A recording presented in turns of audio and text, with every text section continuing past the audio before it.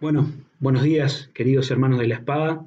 Es una alegría poder encontrarnos de esta manera para compartir la palabra del Señor. Y aunque no nos podemos ver mutuamente, estamos muy animados y expectantes de que pronto esto pueda ser así. Así que oramos a Dios para que la situación del país siga mejorando y pronto podamos tener el gozo de disfrutar de la comunión que tanto amamos como pueblo de Cristo. Hoy quería compartir con ustedes un pasaje de la palabra de Dios que está en el libro de los Hechos, que es el libro que ustedes están estudiando, capítulo 8, versículo 1 hasta el 25. Y vamos a estar pensando en la relación de causa y efecto que encontramos en este pasaje de la palabra de Dios. Ustedes ya habrán visto que el libro de los Hechos describe la extensión del Evangelio desde el nacimiento de la iglesia, el día de Pentecostés, hasta llegar a los confines del mundo, conocido en aquel tiempo, de la mano del apóstol Pablo y su predicación del Evangelio en los viajes misioneros, ¿no? Un poco el bosquejo del libro sigue la versión de la Gran Comisión que aparece en el capítulo 1, versículo 8, ¿no? Los discípulos tenían que ser testigos de Jesús en Jerusalén, en Judea, Samaria y hasta lo último de la tierra, ¿no? Y el libro va mostrándonos un poco ese avance. Los primeros 7 capítulos nos hablan de lo que pasó en Jerusalén, del 8 en adelante, hasta el 12 más o menos, se nos cuenta la predicación del Evangelio en Samaria y en la región de Judea, y después ya con el llamado del apóstol Pablo a la obra misionera en el capítulo 13, empieza a llegar el Evangelio hasta lo último de la tierra, como el Señor Jesús les había pedido a los discípulos antes de ascender. Así que vamos a leer sin más el pasaje que tenemos por delante y después vamos a considerar esto que les decía de la causa y el efecto de la persecución. Dice el capítulo: y Saulo consentía en su muerte. Y en aquel día hubo una gran persecución contra la iglesia que estaba en Jerusalén. Y todos fueron esparcidos por las tierras de Judea y Samaria, salvo los apóstoles. Y hombres piadosos llevaron a enterrar a Esteban e hicieron gran llanto sobre él. Y Saulo asolaba la iglesia y entrando casa por casa arrastraba a hombres y a mujeres y los entregaba en la cárcel. Pero los que fueron esparcidos iban por todas partes anunciando el Evangelio. Entonces Felipe, descendiendo de la ciudad de Samaria, les predicaba a Cristo. Y la gente unánime escuchaba atentamente las cosas que decía Felipe, oyendo y viendo las señales que hacía. Porque de muchos que tenían espíritus inmundos salían estos dando grandes voces, y muchos paralíticos y cojos eran sanados. Así que había gran gozo en aquella ciudad. Pero había un hombre llamado Simón, que antes ejercía la magia en la ciudad, y había engañado a la gente de Samaria, haciéndose pasar por algún grande. A este oían atentamente todos, desde el más pequeño hasta el más grande, diciendo: este es el gran poder de Dios. Y le estaban atentos, porque con sus artes mágicas les había engañado mucho tiempo. Pero cuando creyeron a Felipe, que anunciaba el evangelio del reino de Dios y el nombre de Jesucristo, se bautizaban, hombres y mujeres. También creyó Simón mismo, y habiéndose bautizado estaba siempre con Felipe, y viendo las señales y milagros que se hacían, estaba atónito. Cuando los apóstoles que estaban en Jerusalén oyeron que en Samaria habían recibido la palabra de Dios, enviaron allá a Pedro y a Juan, los cuales, habiendo venido, oraron por ellos para que recibiesen el Espíritu Santo, porque aún no había descendido sobre ninguno de ellos, sino solamente habían sido bautizados en el nombre de Jesús. Entonces les imponían las manos y recibían el Espíritu Santo. Cuando vio Simón que por la imposición de las manos de los apóstoles se daba el Espíritu Santo, les ofreció dinero, diciendo: dame también a mí este poder, para que cualquiera a quien yo impusiere las manos reciba el Espíritu Santo. Entonces Pedro le dijo: tu dinero perezca contigo, porque has pensado que el don de Dios se obtiene con dinero. No tienes tú ni parte ni suerte en este asunto, porque tu corazón no es recto delante de Dios. Arrepiéntete, pues, de esta tu maldad, y ruega a Dios, si quizás te sea perdonado el pensamiento de tu corazón, porque en hiel de amargura y en prisión de maldad veo que estás. Respondiendo entonces Simón dijo: rogad vosotros por mí al Señor, para que nada de esto que habéis dicho venga sobre mí. Y ellos, habiendo testificado y hablado la palabra de Dios, se volvieron a Jerusalén, y en muchas poblaciones de los samaritanos anunciaron el Evangelio. Entonces podemos considerar el pasaje en dos partes. La primera son los versículos 1 al 3, que están un poco vinculados al relato del capítulo anterior, a la muerte de Esteban, y que marcan el comienzo de la persecución que se origina como corolario de la muerte de Esteban, y nos presentan al principal exponente de esa persecución, ¿no? Que es Saulo de Tarso, que irónicamente se va a convertir en el principal exponente de la extensión del Evangelio cuando se convierta en Pablo, como lo conocemos todos. Y la segunda parte, los versículos del 4 hasta el 25, nos muestran lo ocurrido como consecuencia de esa persecución a causa de la muerte de Esteban. Así que vamos a empezar con los primeros 3 versículos que nos hablan de la causa, ¿no? Que es el comienzo de la persecución.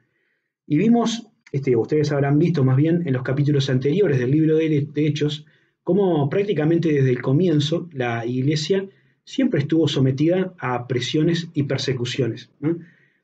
Al principio, el liderazgo judío o el de los líderes religiosos de Israel presionaba fundamentalmente a los líderes o a los discípulos, ¿no? Los metieron en la cárcel, les amenazaron para que no predicaran el nombre del Señor Jesucristo, ¿no? Les arrestaron una vez que habían sanado a una persona ahí en el templo, y siempre estaban insistiendo básicamente sobre el liderazgo de la iglesia naciente. Pero en esta sección la situación cambia, ¿no? Lo que es interesante notar es que en todo ese proceso, ¿no?, los creyentes se reúnen para orar a Dios y pedir confianza y valor, ¿no? Pedir que con denuedo, con valor, con determinación, ellos pudieran seguir predicando el Evangelio. Rechazaban lo que le querían imponer los líderes judíos de Israel, porque creían que era necesario obedecer a Dios antes que a los hombres. Y no pedían que las circunstancias cambiaran, sino que ellos mismos tuvieran valor para continuar. Y el Señor, de alguna manera, responde a esa oración, porque la persecución o la presión, lejos de disminuir, aumenta, ¿no? Y como consecuencia del asesinato de Esteban, de la muerte de Esteban, comienzan a ser perseguidos todos los creyentes, a excepción de los apóstoles, ¿no? Concilio patotero que tenían los israelitas no puede resistir el denuedo, la integridad, lo tremendo del discurso de Esteban, y decide actuar como actuó con Jesucristo, trayendo testigos falsos que lo acusan de cosas que no había cometido y lo terminan condenando a muerte. Así que la muerte de Esteban marca este comienzo de una persecución a mayor escala a toda la iglesia de Jesucristo, de manera que muchos hermanos de la iglesia de Jerusalén tuvieron que salir huyendo, dejando atrás sus hogares, ¿no?, sus familias, para salvar su vida. Dice el versículo 1, hubo una gran persecución contra la iglesia, y todos fueron esparcidos por las tierras de Judea y de Samaria, salvo los apóstoles. El grupo, la referencia se quedó en la ciudad, pero el resto de los hermanos, o muchos, una gran parte de ellos, tuvieron que huir, ¿no? Y es interesante que las regiones a donde huyen eran a las que el Señor les había mandado ir a predicar, ¿no? Hasta ese momento la iglesia había permanecido en Jerusalén, los creyentes estaban predicando ahí, y todavía no habían dado el segundo paso que Jesucristo les decía que tenían que dar. Y este proceso de persecución apuró un poco el paso, y los hermanos, siendo esparcidos, iban por todas partes predicando el Evangelio. La segunda cosa que aparece en esta primera parte es la presentación de Saulo de Tarso, que va a ser en principio el gran perseguidor de la iglesia, ¿no? Ya aparece en el final del capítulo 7 como una persona con la quien los que estaban apedreando a Esteban dejaban la ropa, ¿no? Capítulo 7, versículo 58. Pero enseguida nos damos cuenta que Saulo era mucho más que el encargado del guardarropa. Aunque era una persona probablemente joven, era alguien que ya formaba parte del Sanedrino, del concilio más alto de los judíos, porque él después, en su testimonio, en el capítulo 26 de Hechos, hablando acerca de su tarea como perseguidor, dice que cuando perseguían y mataban a los cristianos, él daba su voto. Quiere decir que él formaba parte de esa comunidad. Acá menciona también que Saulo consentía en su muerte, en la muerte de Esteban está hablando, ¿no? Y que él estaba no solamente de acuerdo, sino que estaba complacido con esa muerte. Y eso nos describe un poco cómo era la personalidad de Saulo. No era una persona totalmente brutal, ¿no? Y determinada. Y él había tomado como una misión personal destruir a aquellos que predicaban el nombre de este Cristo que para él era una herejía, ¿no? Y no vamos a entrar ahora en Pablo porque va a ser seguramente tema de estudios más adelante, pero nos presenta acá a este hombre que con brutalidad, ¿no? Con violencia, arrasaba o asolaba la iglesia. Otras versiones dicen hacía estragos, es estaba determinado a destruir a los creyentes, se metía en las casas, dice que iba casa por casa, entraba y sacaba para afuera a las rastras, a hombres y a mujeres, no le importaba nada, los metía en la cárcel y si podía los hacía ejecutar. Pero Lucas deja por ahora ahí al apóstol Pablo y la acción pasa a la región de Samaria, ¿no? En la segunda parte, que es el efecto de la persecución. Pero antes de pasar, una pequeña aplicación o algo que podemos aprender de esto, ¿no? Sin duda, no podemos pensar que este tipo de cosas contra los hermanos sea algo de lo que podamos estar contentos o que sea promovido por Dios. Nosotros oramos por la iglesia perseguida y nos duele saber que hay hermanos que en diferentes países del mundo, incluso en este momento, están pagando con su vida el hecho de compartir o solo de profesar su fe cristiana. Nosotros en nuestro mundo occidental por ahora estamos un poco lejos de eso, aunque desde un tiempo a esta parte estamos viendo cómo hay cierto viento que se pone en contra y el mundo en general, ¿no? Empieza no solamente a tener otros valores y otra ética, sino también a legislar en contra de Dios y en contra de su palabra. Y la iglesia y los creyentes pasamos a ser los malos de la película, los odiadores, los discriminadores, etc., ¿no? Y esto no puede sorprendernos porque dice la Escritura que el mundo entero, este sistema en el que vivimos, yace bajo el maligno.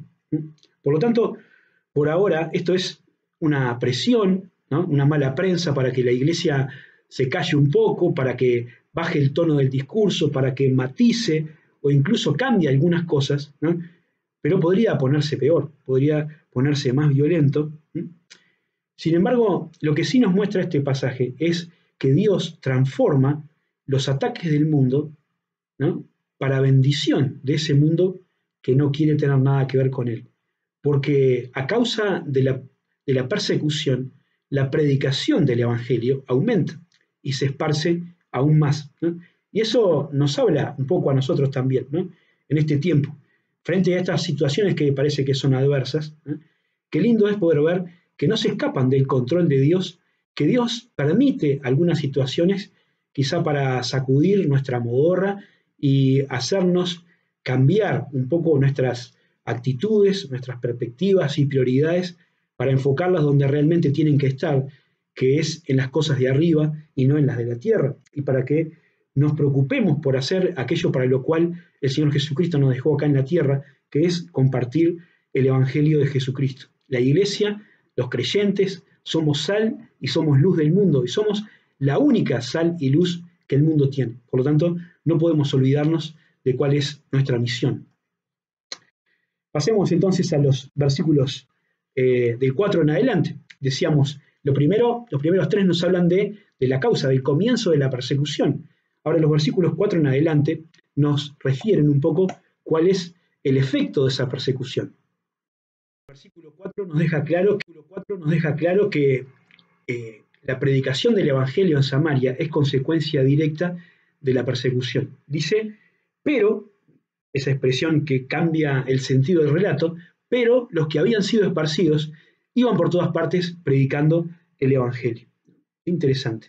La palabra que se usa ahí para esparcidos es la misma que se usaba para describir la acción de sembrar al voleo. ¿Se acuerdan la parábola del sembrador? ¿No? El sembrador salió a sembrar, tomaba un puñado de semillas y los esparcía para que el viento los vaya desparramando por ahí. Esa es la misma expresión que se usa para decir lo que pasó con los creyentes. Fueron esparcidos, es decir, fueron lanzados, expulsados de Jerusalén para muchos lugares, y por donde los creyentes iban compartiendo el Evangelio de Jesucristo a las personas con las que se encontraban.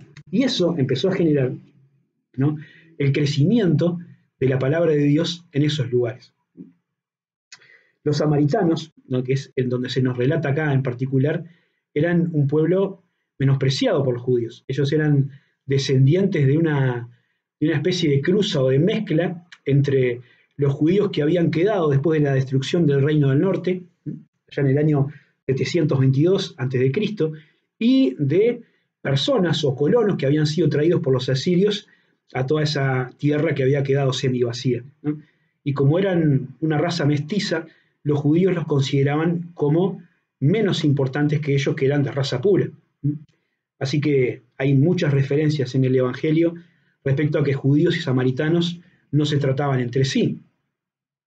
Y a pesar de esa rivalidad o ese enfrentamiento, Jesucristo, recuerdan, fue al pozo de Jacob, se sentó con una mujer samaritana, habló con ella y les predicó. A ellos, estuvo con ellos como 3 días, ¿no? Y en este caso encontramos a Felipe, que también hizo lo mismo que Jesús. Simón, el mago, era una persona ocultista, ¿no?, y que había engañado por mucho tiempo a la gente de la ciudad, haciéndola creer que era alguien importante. Y ahora, frente a la predicación del Evangelio de Dios, él hace profesión de fe y es bautizado, ¿no? Sin embargo, los eventos que van a pasar después nos dejan la duda sobre si realmente era una persona que conoció al Señor como Salvador personal. Dice el texto, ¿no?, que ante la carencia de verdadero mensaje del Evangelio, los samaritanos no conocían a Dios, ellos estaban abiertos a creer cualquier cosa, como pasa habitualmente. Y eso de alguna manera es un impulso para que nosotros no dejemos de compartir el mensaje del Evangelio, ¿no?, la palabra de Dios, que es la verdad, y la verdad es la única manera de combatir al error. Yo estaba pensando también que a veces es fácil cuando pensamos en Simón y a gente que le importa el poder y la reputación para engañar a otras personas o para dominarlas o para obtener recursos acerca de ellos. Se nos vaya siempre la mente hacia todos estos televangelistas o predicadores o personas que, usando la Biblia y el formato de la iglesia, hacen ganancia de las personas que están vulnerables y necesitan al Señor, ¿no? Y bueno, eso es sin duda algo que tenemos que denunciar y lo que tenemos que cuidarnos, pero también quería pensar en que nosotros también nos cuidemos de ser personas que tengan esta actitud como la de Simón, de querer ser personas que hagan las cosas para ser vistos, para tener poder o autoridad sobre otras personas, ¿no? Así que cuidémonos de esa actitud, que es como la de los fariseos en el tiempo de Cristo, ¿no?, para no ser personas que edifiquen la obra de Dios y lo hagan con heno, madera y hojarasca, que son cosas que van a ser quemadas. A este Simón el mago lo que más le importaba, ¿no?, por lo que se nos sigue contando después, más que el Evangelio, era los milagros que Felipe hacía, ¿no? Él dice que seguía a Felipe por todas partes y estaba impactado con los señales y prodigios que Felipe hacía, ¿no? Felipe hacía señales y prodigios como los apóstoles los habían hecho, porque el Señor había permitido este tipo de señales como un aval que demostraba la procedencia divina del mensaje del Evangelio. Y él estaba interesado en eso. Más bien estaba interesado en lo que podía sacar de ese poder que tenía Felipe. Así que les pide, ¿no?, que les dé o que les comparta ese mensaje. El texto dice que cuando los creyentes en Jerusalén se enteraron de lo que estaba pasando en Samaria, enviaron a Pedro, y a Juan, ¿no? Y ellos vinieron, les impusieron las manos y recibieron el Espíritu Santo. Y Lucas dice, todavía no lo habían recibido, ¿no? Y eso es una cuestión interesante. ¿Por qué personas que habían creído en Jesucristo aún no habían recibido el Espíritu Santo? Y nosotros tenemos que tener en cuenta, seguramente ya lo habrán escuchado, cuando estudiamos el libro de Hechos de los Apóstoles, que se trata de un momento de transición entre el judaísmo y la nueva fe que estaban haciendo, que es la iglesia, ¿no? Y hay muchas cosas que pasan en el libro de Hechos de los Apóstoles que después no funcionan de esa manera en el tiempo presente, ¿no? El fundamento de la doctrina de la Iglesia es la enseñanza de los apóstoles y de los apóstoles, sobre todo de los profetas, como dice Hechos 2:20, que está en las epístolas, ¿no? Por supuesto, Hechos es palabra de Dios, pero tenemos que considerar lo que ahí pasa a la luz de lo que dice el resto de la Escritura.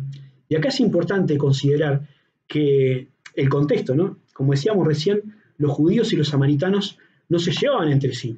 Y si los creyentes samaritanos hubieran recibido el Espíritu Santo en ese momento, quizás podría haberse dado la existencia de una iglesia en Jerusalén que no quisiera tener nada que ver con la iglesia que se había formado en Samaria, y arrancaría la cosa muy mal, ¿no? Así que Dios en Hechos actuó soberanamente de esta manera, ¿no? Permitiendo que sean los apóstoles los que trajeran el don del Espíritu Santo a los samaritanos y también después en casa de Cornelio a los gentiles, para que quedara absolutamente claro que lo que estaba ocurriendo era el comienzo de un solo pueblo que no estaba diferenciado ya en judíos, gentiles, samaritanos, sino que todos formaban parte de la misma comunidad de creyentes, todos eran parte del mismo cuerpo. Así que cuando vinieron Pedro y Juan, les impusieron las manos a los samaritanos, vino el Espíritu Santo, y eso era sin duda una poderosa señal de unidad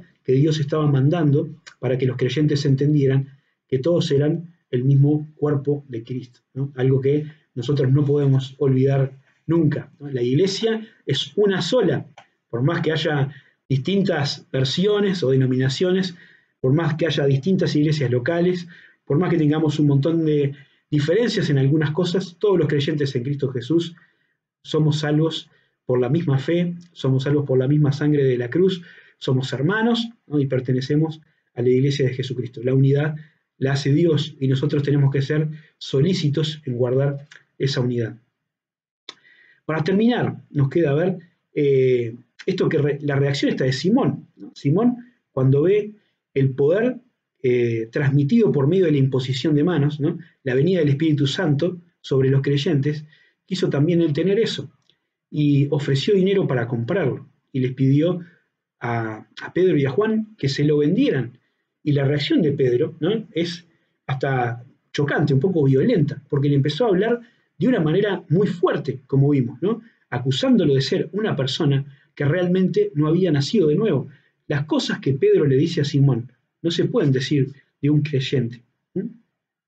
Dice, tu dinero perezca contigo, o podría traducirse también, tu dinero vaya contigo a la perdición. Le dice, no tienes tú parte ni suerte en este asunto. Entonces él está diciendo de alguna manera que Pedro estaba notando que él no pertenecía a la comunidad de creyentes. Tu corazón no es recto delante de Dios. Y le dice, después, en miel de amargura y en ataduras de maldad estás. Estaba refiriéndose a la situación de una persona que, aunque él había dicho que sí, seguramente todavía no había sido liberada realmente por el Evangelio, ¿no? Por la sangre de la cruz. Ahora Pedro apremió a Simón a que realmente se convirtiera, que pidiera perdón por ese pecado, por eso de intentar comprar el don de Dios y por el resto de sus pecados. Sin embargo, la respuesta de Simón nos muestra que las palabras de Pedro lo aterrorizaron, le dieron miedo, pero no produjeron un arrepentimiento. Vieron que él no pide perdón, sino le dice, rueguen por mí a Dios para que estas cosas que ustedes dicen no vengan sobre mí, ¿no? Así que estaba pidiéndole a Pedro que él sea un mediador entre Dios y él, ¿no? Cuando en realidad la Biblia nos enseña que todos los creyentes podemos entrar directamente delante del trono de la gracia sin necesidad de alguien que ore a favor o interceda por nosotros. Por supuesto podemos orar por otras personas, pero esto es para apoyar a alguien que también puede orar y no porque tengamos que ser una especie de mediador. Así que termina el pasaje, ¿no? Con esta interrogante de si realmente Simón el mago fue salvo o no, o si quedó ahí atrapado en esa prisión de maldad en la que estaba. Pero se nos dice, ¿no? Que el Evangelio siguió avanzando en esa ciudad. Siguieron predicando el Evangelio, siguieron convirtiéndose personas y los samaritanos mismos también empezaron a llevar el Evangelio a otras ciudades de su comunidad. Así que Para terminar, quiero sacar 3 conclusiones, ¿no?, de esta causa y efecto de la persecución, ¿no? Como consecuencia de la muerte de Esteban, que sin duda fue un hecho trágico, ¿no?, y de la persecución desatada por Pablo, que era violenta, ¿no?, y era brutal, surgen consecuencias que desde la perspectiva de Dios son un avance para el reino de los cielos. Y esta es la primera conclusión, ¿no? La obra de Dios avanza por caminos distintos a los que nosotros pensamos que son los mejores o los que deben avanzar. Quizás la obra en Samaria no hubiera comenzado, hubiera demorado demasiado en comenzar si no se hubiera generado este hecho que propició la salida de muchos creyentes como misioneros de medio tiempo para compartir el Evangelio por donde iban. La segunda cosa que me parece importante es tener en cuenta que lo que realmente cambia a la gente es el mensaje salvador del Evangelio, ¿no? La iglesia está en el mundo para eso, no estamos acá para generar leyes acordes a la palabra de Dios, para hacer buenas obras o para hacer cosas por la gente, sino para compartirles el Evangelio. Todo lo demás viene muy bien y será importante en su momento, pero sin olvidar nuestra misión principal, que es predicar el Evangelio a todo aquel que cree. Y nos muestra también este pasaje que no hay causa perdida, ¿no? Porque, como decía al principio, este Saulo de Tarso, que era el principal perseguidor de la iglesia, se convirtió después en el más grande predicador del primer tiempo, ¿no?, como nosotros sabemos. Y por último, también tenemos que saber, pensando en Simón el Mago, que dentro de la obra de Dios hay personas que a veces parecen ser, pero no son, que no están motivadas por el amor de Dios, sino por la búsqueda de poder, reconocimiento y riqueza. Y que nosotros debemos cuidarnos de no ser gente que se mueva por esos intereses. Seguramente nadie lo quiere así, pero tenemos que tener cuidado porque nuestro corazón, ¿no?, es engañoso y perverso. Y si nos dejamos llevar, quizás nos podamos descubrir a nosotros mismos haciendo cosas para ser vistos, para tener una recompensa pasajera y no para realmente servir a nuestro Dios. Hermanos, oremos a Dios para que nos libre de este peligro, para que nos ayude a vivir para su gloria y estando atentos a las puertas que Él abre. Algunas veces enfrentamos situaciones que pueden parecer obstáculos o retrocesos, como este tiempo que estamos viviendo, que ha cambiado tanto nuestra forma de actuar y de reunirnos y de actividades y de ministerios, y sin duda, ¿no?, que lo percibimos como algo que ha trancado un poco las cosas, pero también hay posibilidades en todo esto, ¿no? Hay hermanos que se han acercado a la iglesia, personas que se han acercado a la iglesia y que han conocido a Jesucristo. Y hay otros que se han involucrado, que quizás no estaban muy activos o solo participaban como oyentes de los cultos y que ahora están trabajando en distintas áreas o compartiendo, como estos hermanos por todas partes, acerca de Jesús. Y si no lo estamos haciendo, esta es nuestra misión, ¿no? Por donde vamos, compartir el Evangelio de Jesús, con nuestras palabras, pero también con nuestra vida.